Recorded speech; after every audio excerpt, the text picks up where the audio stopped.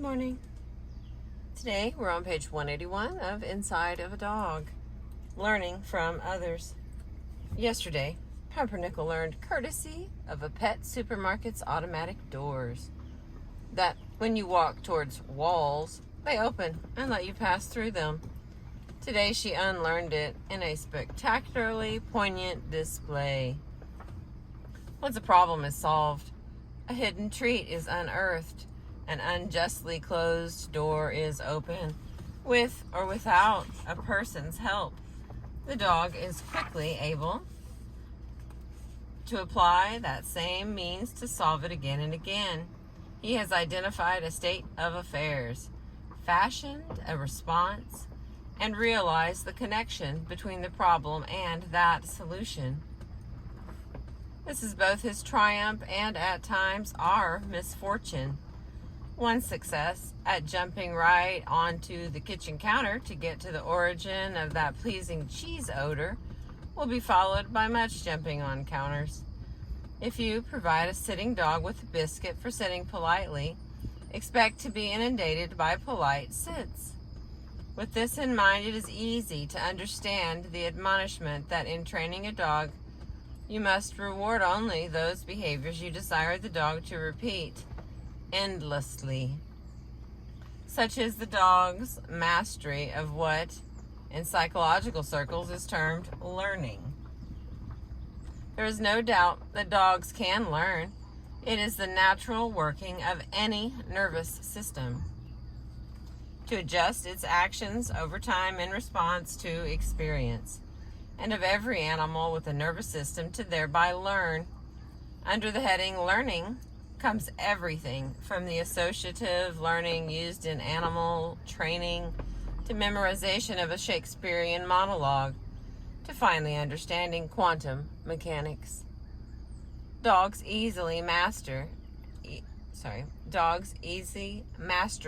of new procedures and concepts presumably stops prior to grasping what a quark is.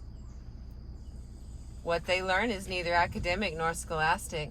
Still, most of what we ask that dogs learn can only be described as capricious and arbitrary. Surely, any animal recently wild will learn how to get its mouth on food, but typically the things we want dogs to learn to obey bear little connection to food. We ask dogs to change posture, to sit, to jump up, stand up, lie down, and roll over, to act in a very specific way on an object. Get my shoes, get off the bed, to start or stop a current action. Wait, no, okay. To change mood, cool it, go get him. To move towards us or move away from us. Come, go, away, stay. This may not be quantum mechanics, but it is just as bizarre to these distant moose hunters. Nothing in a wild animal's life prepares him to be asked to maintain the state of holding his rump on the ground, unmoving until released by your cheery, okay. It is notable that dogs can't learn these seemingly arbitrary things at all. Puppy see, puppy do. One morning, on awakening, lying on my belly,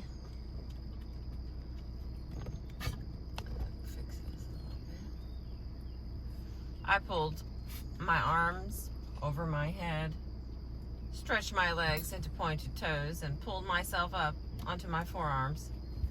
Aside me, Pumpernickel stirred and matched me move for move. She tensed her front legs, stretched them well out in front of her, then straightened her back legs, pulling herself forward into uprightness. Now we greet each other every morning with parallel walking stretches. Only one of us swings her tail. Even more interesting than learning commands would be the ability to learn by merely watching others, other dogs, or even people. We know dogs can learn from our instruction, but can dogs learn from our example? It would seem to behoove a social animal like the dog to look to others for information about how best to negotiate the world. In many cases, though, the answer to this question is clearly no. Dogs have plenty of opportunity to see us eating politely at the table, yet they never spontaneously pick up knife and fork and join us.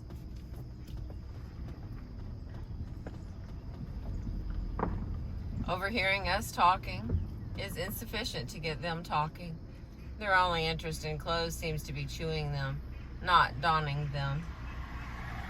Amply exposed to our activities, dogs don't seem to know how to imitate us. This is not a failing, though. It would distinguish them from members of our own species. Consummate imitators that we are. As children and in adulthood, we goggle at each other to see what to wear, what to do, how to act, and how to react. Our culture is built on our keenness in observing others act to learn how to behave ourselves. I need only see you opening a tin can with a can opener once before I can do it myself, one hopes.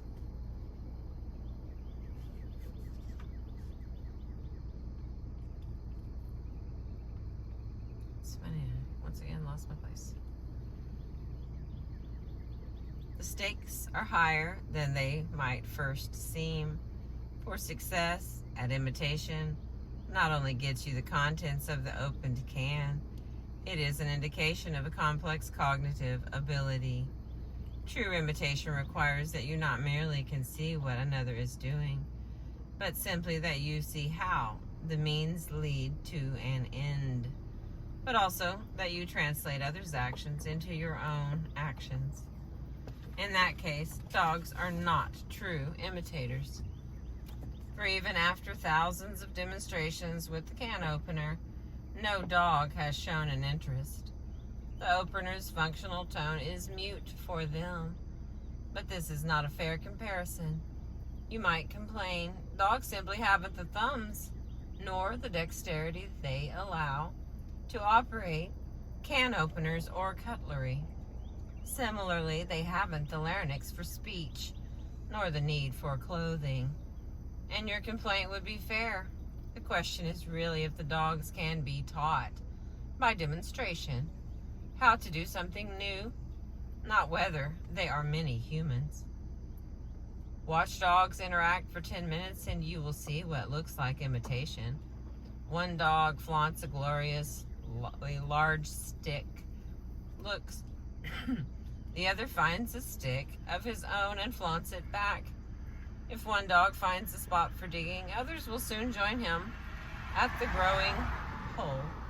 One dog's discovery that he can swim leads another dog to self-baptize, suddenly finding himself swimming too.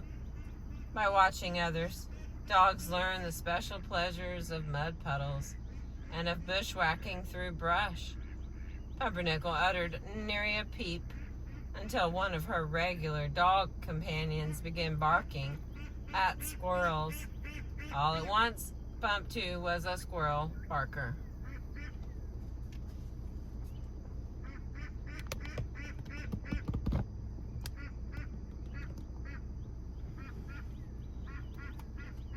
I think that Goose thinks we're talking to it.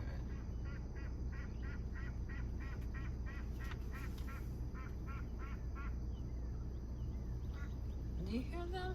They are very upset. In that case, dogs are not true imitators. Oh, I already read that one. Watch dogs interact for 10 minutes and you will see what looks like imitation. One dog flaunts... Nope, I got that one too. Okay, I have apparently greatly upset the geese. They're making noise. The question then is whether these are cases of true imitation or of something else.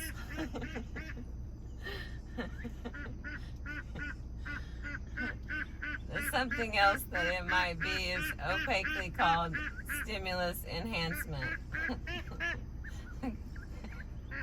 A minor incident involving birds and home-delivered milk in mid-20th century Britain demonstrates this phenomenon best. At the time,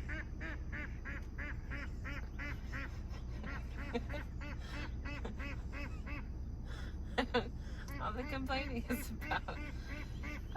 At the time, doorstep milk delivery was commonplace in Britain, and homogenization was not. Thus, Dawn found foil-capped bottles of separated milk idling unattended on front porches. The cream nearest to the top of the bottles.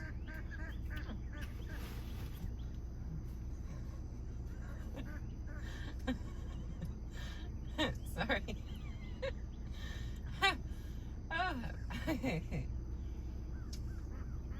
At dawn with the delivery, men in much of Britain's bird population. Oh my Lord. I'm gonna have to end this because I can't get past the birds. I'll be back. Thank you for listening.